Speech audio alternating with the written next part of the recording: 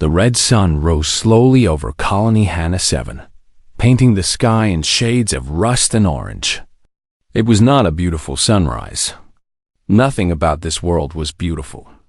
The air was thin and cold. The soil was hard and gray.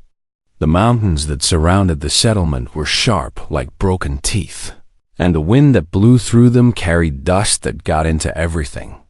Una stood at her window and watched the sunrise anyway. She had watched it every morning for 15 years, ever since she came to this forgotten rock at the edge of human space. She was 53 years old now, with gray streaks in her black hair and lines around her eyes from squinting against the dust. She had been a military logistics officer once, moving supplies and troops across star systems. Now she moved farming schedules and mining reports. It was quieter work. She liked it that way. Her office was small and plain. A metal desk, 2 chairs, a computer that was 10 years out of date. On the wall, on the map of the colony, the main settlement built into the mountainside, the mining tunnels that spread beneath it like roots, the farming domes scattered across the valley floor. 12,000 people lived here. Miners, farmers, refugees who could not afford passage to better worlds. They were not important people. Earth Command had made that very clear. A knock came at her door. "Come in," she said. Taiho walked in, limping slightly on his cybernetic leg. He was 60 years old, bald, with a face that looked like it had been carved from stone and then weathered by decades of hard service.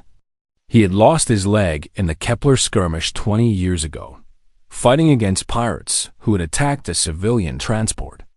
The military had given him a replacement leg and a small pension and told him to go away. He had come to Hana 7 because it was cheap and quiet and nobody asked questions. "Morning report," he said, dropping a tablet on her desk. Nothing unusual. Some kids broke into the equipment shed again. "I talked to their parents. Thank you, Taiho." He did not leave. He stood there, hands behind his back, looking at her with his hard gray eyes. "Something else?" she asked. Earth Command sent another warning. "Unidentified fleet in Sector 9. They say there's a 2% chance it might come our way." Una sighed. 2%. How generous of them to tell us. They also said no reinforcements are available. As usual, of course not. She picked up her coffee cup and found it empty. "We are a grade D colony, Taiho. We have nothing worth protecting. No strategic resources. No important people. Just miners and farmers." Taiho grunted. "Just 12,000 human beings. To Earth Command, that is not very many." She had stopped being angry about it years ago. Anger was useless. The Galactic Council had rated human colonies on a scale from A to D grade colonies, got warships and planetary shields and regular supply runs. Grade D colonies got whatever scraps were left over old equipment, small budgets, and messages that said, "Good luck," instead of actual help. Hana 7 had received exactly 1 military inspection in 15 years. The inspector had stayed for 4 hours, written a report that said, "Adequate," and never returned. Later that morning, Una walked through the settlement. The main street was a long corridor cut into the mountain, lined with shops and homes built from prefabricated metal panels. Children ran past her, laughing and chasing each other. An old woman sold vegetables from a cart. 2 men argued about the price of fuel cells. It was an ordinary day. She stopped at the engineering bay, a large workshop filled with machinery and the smell of oil. Minji was there, bent over a circuit board with a soldering tool in her hand. She was 26 years old, small and thin, with her hair tied back in a messy ponytail. She had graduated from one of the best engineering schools on Earth, but no one had wanted to hire her. She was too young, they said, too inexperienced. So she had come to Hana 7, where they did not care about her age. They only cared that she could fix things. How is our defense grid? Yuna asked. Minji looked up and pushed her safety goggles onto her forehead. Still working. Barely. The targeting systems are 40 years old. The power couplings need replacing. And 2 of our 6 missile batteries are running on backup circuits. She paused. Other than that, everything is fine. Can you make it better? With what? We have no budget for parts. I am holding this together with wire and hope. She set down her tool and wiped her hands on her pants. Administrator, if anything serious ever attacked us, our defense grid would last maybe 3 minutes. Yuna nodded slowly. Then let us hope nothing serious ever attacks us. She walked on, climbing the narrow stairs that led to the upper levels of the settlement. Here the corridors were older, rougher, cut directly into the rock. She found Dongsu in his usual spot, a small balcony overlooking the valley, where he liked to sit and smoke his pipe. He was 78 years old, with a face as wrinkled as old leather and hands that were thick and strong from decades of work. He had been one of the first settlers on Hana 7, back when the colony was nothing but a few tents and a dream. He had dug the first mines, planted the first crops, helped build the first shelters. He knew every tunnel, every cave, every hidden path in these mountains. Administrator, he said, nodding at her. You look worried. I am always worried. It is my job. He laughed, a dry sound like rocks grinding together. Sit, smoke with me. Worrying never helped anyone. She sat beside him and looked out at the valley. The farming domes glittered in the red sunlight. Beyond them, the mountains rose in jagged walls, blocking the horizon. This was her world now. These were her people. She had made a life here, a good life, far from the wars and politics of the core systems. She hoped it would last. That night, while the colony slept, 7 warships dropped out of hyperspace at the edge of the system. They were massive vessels, bristling with weapons, painted in the dark colors of the Vok hegemony. They had conquered 12 species across 300 years. They had never lost a planetary engagement. They looked at the tiny human colony on their sensors and saw nothing but easy prey. They began their approach. In her small apartment, Yuna slept peacefully, dreaming of nothing at all. The peace would not last much longer. The alarm woke Yuna at exactly 4:47 in the morning. It was not the gentle chime of her daily schedule. It was the sharp, screaming wail of the colony's emergency system, a sound she had heard only twice before in 15 years. Both times for mining accidents. She was out of bed and dressed in under a minute. Her hands moved without thinking, pulling on clothes, grabbing her communicator. By the time she reached the door, she was already receiving reports. Administrator. Jihee's voice came through the communicator, high and frightened. She was 22 years old, the colony's communications officer. This was her first real crisis. Administrator, you need to come to the control center. Now. Please. What is happening? Ships. There are ships. 7 of them. Big ones. Yuna felt her stomach drop. I am on my way.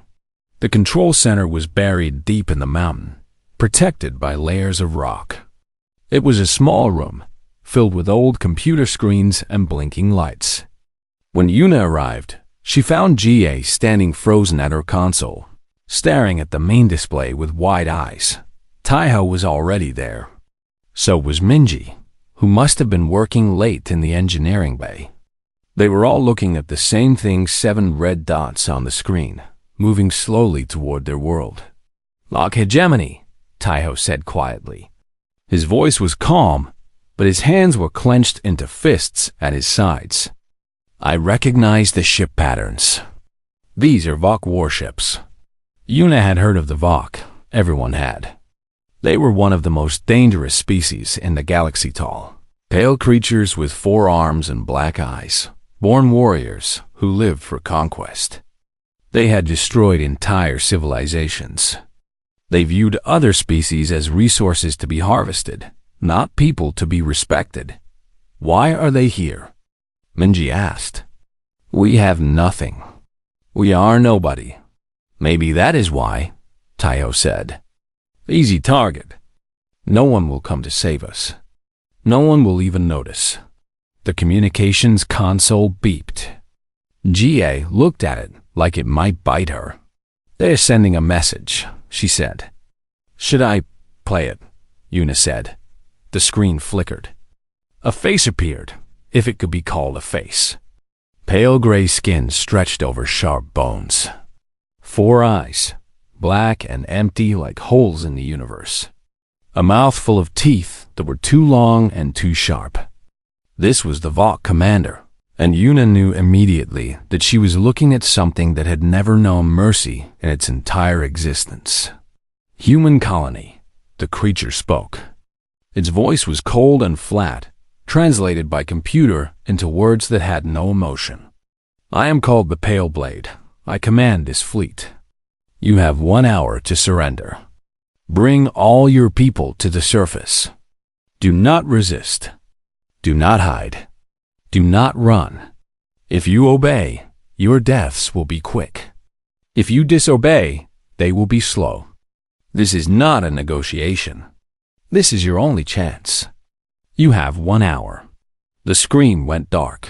For a long moment, no one spoke. Jie had tears running down her face. Minji was pale, her hands shaking. Even Taiho, who had seen war and death and survived things that would break most people, looked old and tired. Yuna stood perfectly still. Her heart was pounding. Her mind was racing. But when she spoke, her voice was steady. Wake everyone up. Call a council meeting. Bring Dongsu. Bring Sunwoo. Bring anyone who can fight or think or help. Administrator, Taiho said quietly. We cannot win this. 7 warships. Thousands of soldiers. We have 6 old missile batteries and 23 security personnel. I know. They will kill us all. Probably. Then what do we do? Yuna looked at him. Her eyes were hard like stone. We make them pay for every step. We make them bleed for every meter.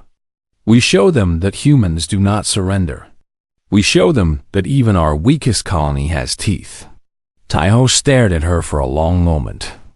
Then, slowly, a small smile crossed his weathered face. I was hoping you would say something like that. Within 20 minutes, the council had gathered in the main hall. There were 6 of them, Yuna, Taiho, Minji, Dongsu, Sunwoo, the doctor, and a mining supervisor named Hana, who knew every tunnel in the mountain. They sat around a metal table, while the rest of the colony waited outside, confused and frightened. Yuna explained the situation in simple terms. 7 Vox ships. 1 hour. No help coming. We have 3 choices, she said. We can surrender and hope they kill us quickly.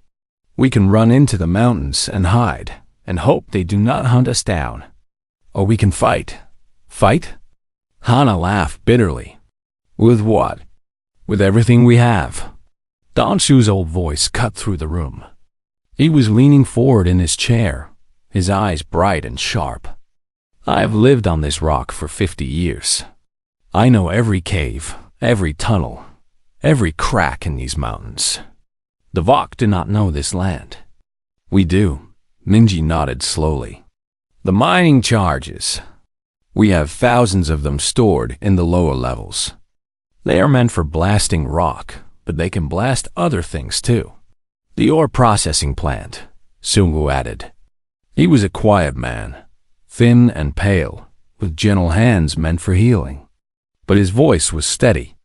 It produces slag at over 2,000 degrees. If we open the release valves, ideas began to flow. The fear was still there. Yuna could see it in their faces. But something else was growing beneath it. Something stubborn and angry and very human. Taiho pulled up a map of the settlement. They will land troops here, in the valley. It is the only flat ground. We need to let them land. Let them come into the city. Let them think we are hiding and afraid. We will be hiding, Hana said, double quotes, yes, but not because we are afraid. Taiho smiled, and it was not a kind smile. Because we are waiting. Yuna looked around the table. These were not soldiers. They were miners and farmers and doctors. They were old people and young people. They were nobody important, but they were not going to give up. Spread the word, she said. Everyone who cannot fight goes into the deep tunnels. Everyone who can fight stays behind. We have 1 hour to turn this colony into a trap. She stood up and walked to the door.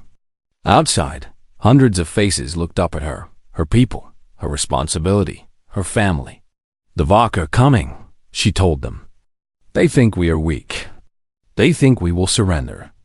They are wrong. Today, we show them what humans are made of. Today, we fight. The crowd was silent for a moment. Then someone cheered. Then another. Then hundreds of voices rose together, echoing through the corridors of the mountain settlement. The Vok wanted a surrender. They were going to get a war. The hour passed quickly. Too quickly. In the tunnels beneath the settlement, thousands of colonists moved in organized chaos. Mothers carried children. Fathers carried supplies. Old people were helped along by young hands. They moved deeper and deeper into the mountain, into tunnels that did not appear on any official map, into caves that had been discovered and forgotten and rediscovered over 50 years of mining. Yoonji led one of the groups. She was 16 years old, small for her age, with quick eyes and quicker feet. Her parents were miners, and she had grown up crawling through ventilation shafts and maintenance tunnels. She knew paths through the mountain that even Dong-su had forgotten. Keep moving, she called to the families behind her. Stay quiet. Stay together. The deeper we go, the safer we are. A little boy tugged at her sleeve. Are the monsters going to eat us? She knelt down and looked him in the eye. No, because we are going to eat them first. The boy did not understand, but he smiled anyway. Children trusted easily. Yoonji wished she could be that innocent again. On the surface, the preparations were almost complete. Minji had worked through the entire hour without rest. Her hands moved over circuits and wires, connecting detonators to mining charges that had been buried throughout the settlement over decades of construction. What had been meant to break rock would now break something else. Sector 7 is ready, she reported through her communicator. Sector 8 needs 5 more minutes. You have 3, Yuna replied. Then it will be ready in 3. Dong-su walked the empty streets of the settlement, checking and double-checking the positions. He had drawn the battle plan himself, using his knowledge of every choke point and blind corner.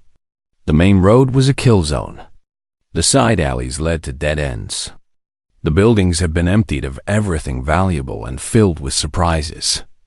Taiho positioned his security team on the upper levels, 23 men and women with mining lasers and old rifles, hiding behind metal walls and rock outcrops. They were not soldiers, but they knew how to shoot.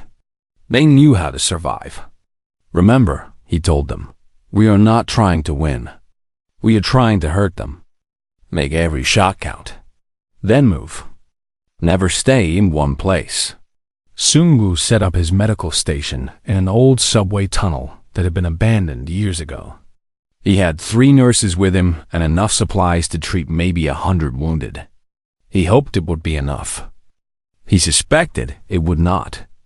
At exactly 1 hour, the Vok dropships appeared in the sky. There were 12 of them, large and ugly, descending through the thin atmosphere like falling stones. They landed in the valley below the settlement, exactly where Taiho had predicted. Ramps dropped open and the Vok soldiers poured out. They were terrifying to look at. 8 feet tall. 4 arms, each holding a weapon. Gray armor that seemed to drink the light. They moved in perfect formation, hundreds of them, then thousands. 8,000 Vox soldiers assembled in the valley, the largest invasion force the colony had ever seen. The Pale Blade watched from his command ship in orbit. On his screen, he saw heat signatures scattered throughout the settlement, humans hiding in their homes, too afraid to run. He smiled, if the twisting of his mouth could be called a smile. "Begin the harvest," he ordered. The Vok advanced. They entered the settlement through the main gate, weapons ready, expecting terrified civilians to surrender at their feet. Instead, they found empty streets, empty buildings, silence. A Vok officer raised one of his 4 hands. "Spread out. Search every structure. Find the humans." The soldiers moved forward, breaking into groups, entering buildings. They found beds still warm, food still cooking, personal items scattered on floors. It looked like the humans had fled in panic. The first wave reached the central plaza, 400 soldiers clustered together in the open space. Minji watched them on her screen. Her finger hovered over the detonator. She waited. 1 second. 2 seconds. 3 seconds. Let them come further. Let them think they were safe. "Now," Yuna said quietly. Minji pressed the button. The ground erupted. 17 mining charges detonated simultaneously, buried beneath the plaza. The explosion was massive fire and rock and metal flying in all directions. Buildings collapsed. The ground cracked open like broken glass. 400 Vox soldiers disappeared in an instant, buried under tons of debris. Before the dust settled, Taiho's team opened fire.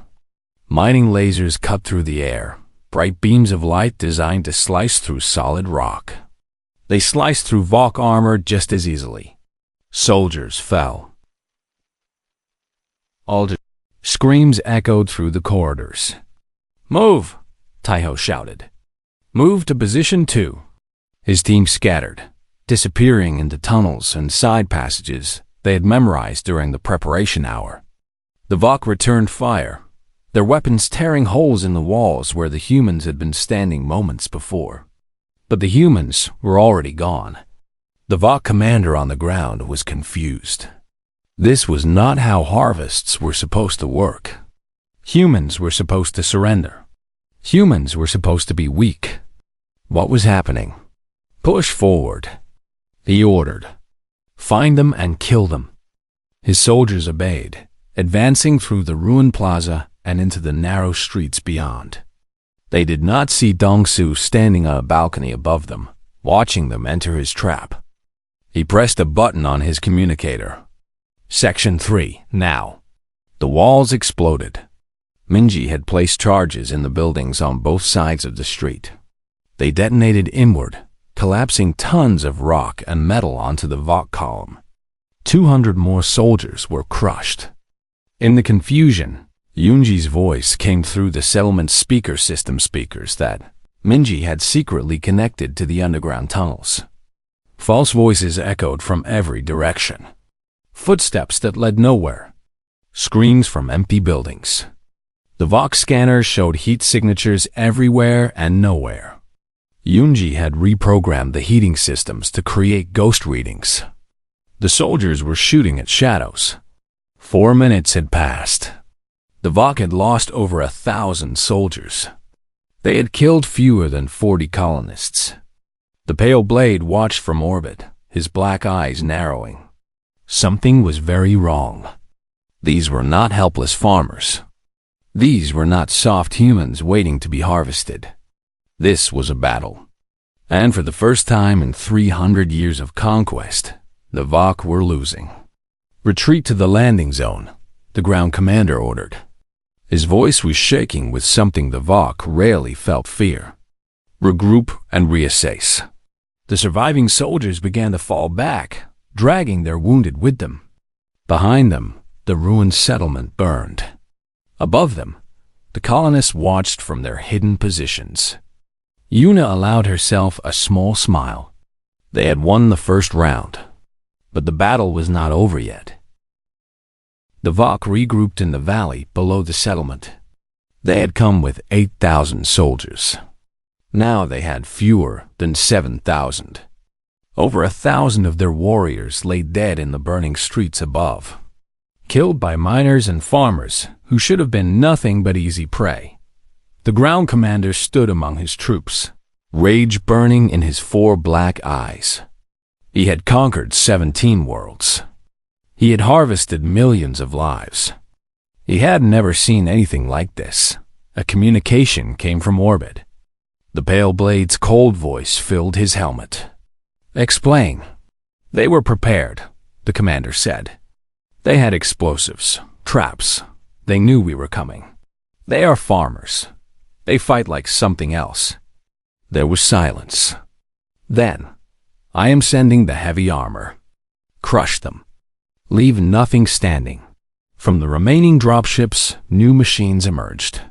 They were walkers, massive metal beasts standing 15 feet tall, armed with cannons that could level buildings.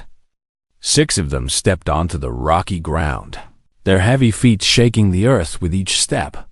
Behind them, the remaining Vok soldiers formed up in tight ranks. This time, there would be no splitting up, no searching building by building.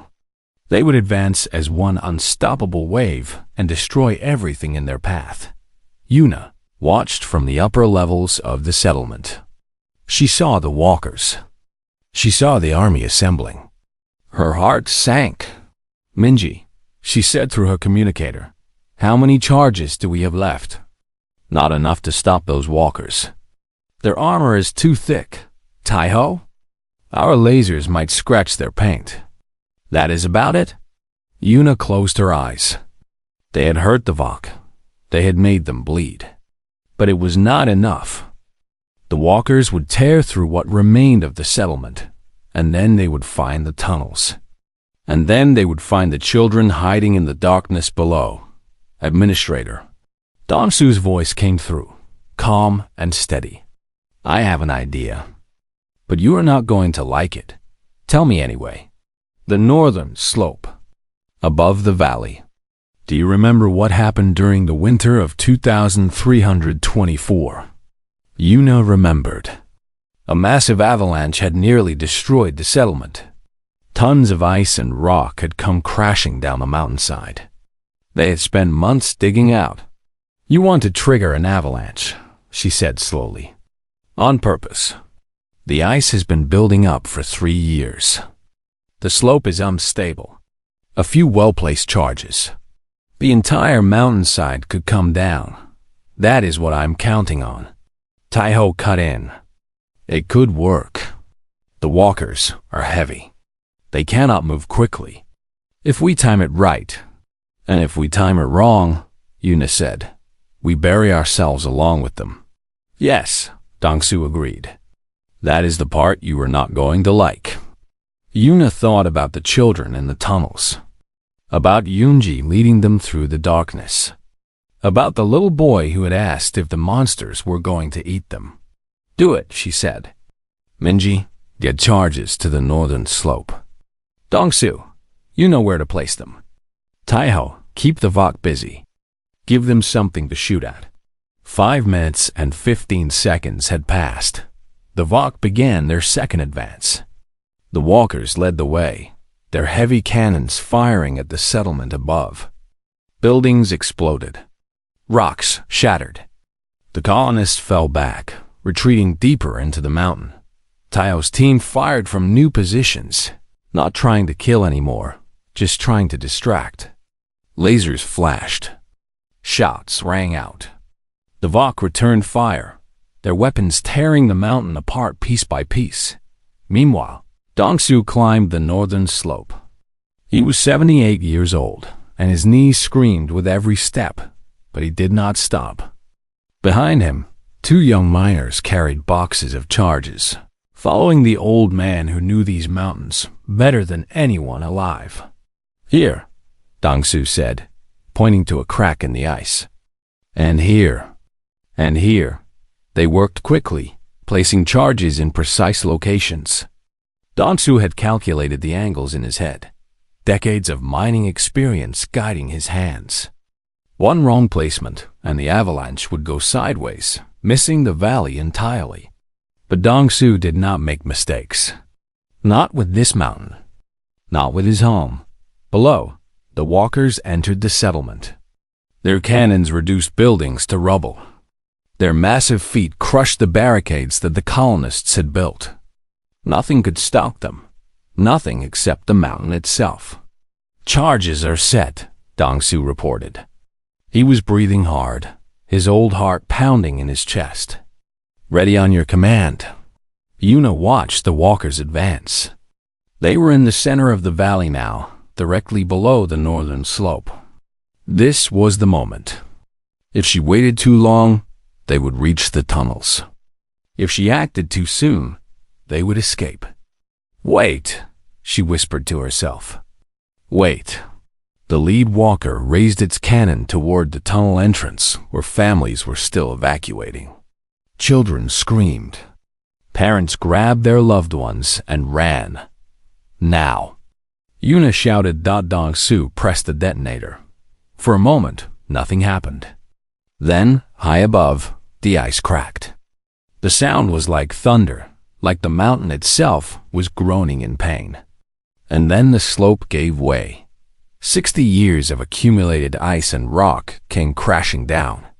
The avalanche was massive, a wall of white and gray rushing toward the valley floor at terrifying speed. The Vox saw it coming. They tried to run. But the walkers were too slow, too heavy. The avalanche hit them like the fist of an angry god. Walkers disappeared beneath tons of debris. Soldiers were swept away like insects in a flood. The ground shook so hard that people fell down in the tunnels far below. Dust and ice filled the air, blocking out the sun.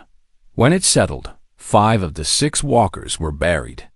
The 6th was on its side, one leg crushed, struggling to rise. The Vox army had been cut in half again, but Yuna was not finished. "Minji," she said. "The ore processing plant. Now." Deep in the mountain, Minji ran through corridors she had walked 1,000 times. The ore processing plant was the heart of the colony's mining operation, a massive facility that turned raw rock into usable metal. The process created slag, waste material heated to over 2,000 degrees. Normally, the slag was released in small, controlled batches into reinforced disposal pits. Today, Minji opened all the valves at once. A river of molten slag poured from the plant, flowing downhill toward the valley. It was bright orange, almost beautiful, glowing like liquid fire. It moved slowly but unstoppably, filling the low ground where the surviving Vox soldiers were trying to regroup. Screams echoed across the valley. Vox armor, designed to stop bullets and lasers, melted like butter in the sun. Soldiers ran, but there was nowhere to go. The slag flowed between them and their dropships, cutting off their escape. 5 minutes and 30 seconds.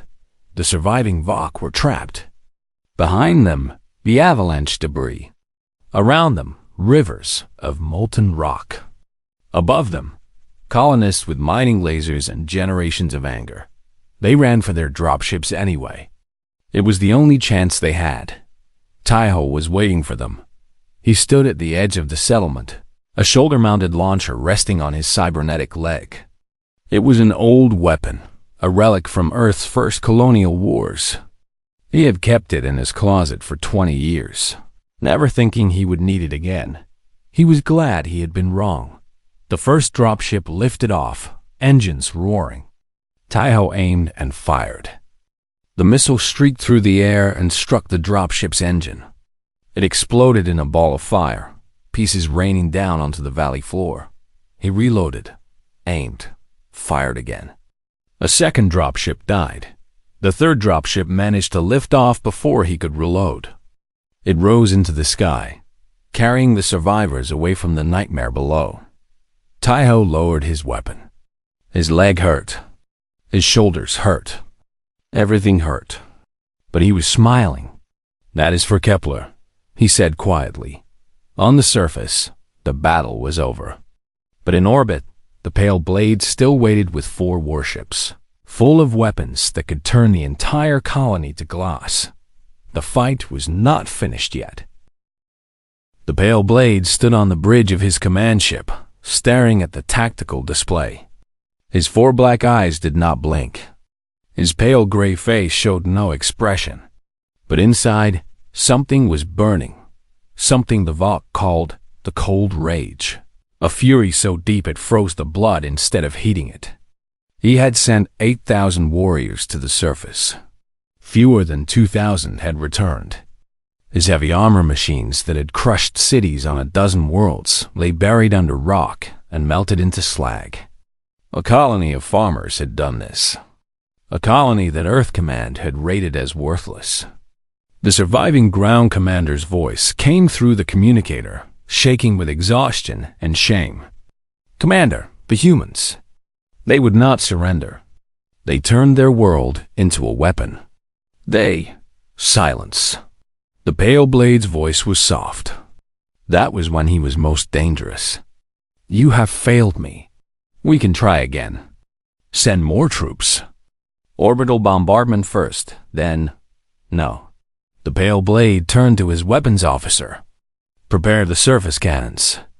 We will burn this world to ash. If we cannot harvest them, we will erase them. Every building, every tunnel, every last human. Nothing will remain. The weapons officer hesitated. Orbital bombardment was expensive. It wasted resources. It went against everything the Valk believed about harvesting conquered populations. But the look in the pale blade's eyes left no room for argument. Charging surface cannons, the officer reported. Ready to fire in 60 seconds. In the colony's control center, GA watched her screen with tears streaming down her face. She could see the Valk ships moving into bombardment position. She knew what was coming. All their fighting, all their sacrifice, it would mean nothing if those cannons fired. Administrator, she said, her voice breaking. They are going to destroy us from orbit. There is nothing we can do. Yuna stood beside her, one hand resting on the young woman's shoulder. She had known this might happen. From the moment the Valk ships appeared, she had known that winning the ground battle might not be enough. GA, she said quietly, did you send the transmission? What? During the battle. I told you to broadcast everything. The attack. The fighting. The Valk's unprovoked assault on a civilian colony. Did you send it? GA blinked, confused. In the chaos of the battle, she had almost forgotten. Yuna had given her one simple order. Record everything and transmit it on every frequency, to every human ship within range. Yes, GA said. I sent it. To everyone. I do not know if anyone received it. Then we wait. For what? Yuna did not answer. She simply watched the screen, her face calm and still, like a woman who had already accepted whatever fate had in store. 6 minutes and 30 seconds. The pale blade watched the countdown on his display. 30 seconds until his cannons were ready. 30 seconds until he erased this embarrassment from the galaxy. The humans had fought, well, he could admit that, in the privacy of his own mind. They had shown something he had rarely seen in conquered species, a refusal to surrender, even when surrender was the only logical choice. It did not matter. Logic or not, they would die. Every species died eventually. That was the way of the universe. Surface cannons charged, the weapons officer reported. Awaiting your command. The pale blade opened his mouth to give the order. And then 6 new signatures appeared on his sensors. They came out of hyperspace behind his Fleet 6 human warships, moving fast and weapons hot. They were not small patrol vessels. They were destroyers, heavily armed, bearing the markings of Earth's colonial defense force. A voice filled the Valk communication channels. It was calm and professional, but there was steel beneath the words. This is Admiral Soyang of the Earthship Righteous. Vok vessels, you have attacked a protected human colony without provocation. This is an act of war. You will power down your weapons and withdraw from this system immediately. If you do not comply, we will open fire. You have 30 seconds. The pale blade stared at his display. Where had they come from? The nearest human military base was 12 systems away. It should have taken them days to respond, not hours. But there they were. 6 warships against his 7. Not overwhelming odds, but not simple odds either. And his ground forces were destroyed. His element of surprise was gone. The humans had proven they could fight. His weapons officer looked at him nervously. Commander? Your orders. The pale blade thought about the humans in the colony below. About the farmers who had buried his soldiers under mountains. About the miners who had melted his army with liquid rock. About the old men and young women who had fought like warriors born. He thought about what they would do if he fired his cannons. Would they surrender then? Would they finally break? No, he knew the answer. They would find some way to hurt him. Some way to make him pay. Even as they died, they would take pieces of him with them. That was what humans were. That was what he had learned today. Withdraw, he said quietly. All ships withdraw. His officers stared at him in shock. The Vok did not retreat. The Vok had never retreated. In 300 years of conquest, they had never turned away from a fight. But the Pale Blade was old enough to know when a battle was truly lost. And this battle had been lost the moment the first charge detonated under his soldiers' feet. I said withdraw. His voice cracked like thunder. Now. The Vok fleet turned and jumped to hyperspace. In seconds, they were gone, leaving nothing but empty space and the burning remains of their failed invasion. 7 minutes. From the first explosion to the Vok retreat, exactly 7 minutes had passed. In the control center, GA let out a sob of relief. Minji slumped against the wall, exhausted beyond words. Taiho laughed a rough, broken sound, but real laughter nonetheless. Yuna said nothing. She simply stood there, watching the empty space where the Vok fleet had been, her face unreadable. Admiral Soyang's voice came through the speakers. Colony Hana 7, this is the Righteous. We received your transmission. Is everyone okay down there? Yuna picked up the communicator. Her hands were shaking. She realized she had been shaking this entire time, but her voice was steady. Admiral, thank you for coming. We lost. We lost some people, but we are alive. Most of us. Thanks to you. Thanks to us? The Admiral sounded surprised. Administrator, we just arrived. From what I saw of your transmission, you won this fight yourselves. We just cleaned up. Yuna thought about Dong Su, who had climbed a mountain on 78-year-old knees to bury an army. About Minji, who had turned mining equipment into weapons of war. About Taiho, standing on his old mechanical leg, shooting down dropships with a weapon from a museum. About Yunji, leading children through dark tunnels, keeping them safe while the world burned above. We did what we had to do, she said simply. We are just miners and farmers. But this is our home. There was a pause. Then Admiral Soyan's voice came back, and there was something different in it now. Respect. Administrator, I have served in the military for 30 years. I have seen professional soldiers run from smaller threats than what you face today. Your people are extraordinary. Yuna looked around the control center. At GA, wiping tears from her face. At Minji, already thinking about repairs. At Taiho, standing guard even though the danger had passed.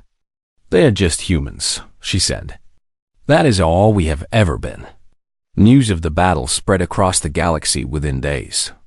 Military analysts from 12 different species, tried to explain how a Grade D colony had defeated a Vok invasion force. They talked about terrain advantages and tactical surprise and lucky timing. They were all wrong. Earth Command upgraded HANA 7 to greatest status. Resources and reinforcements poured in.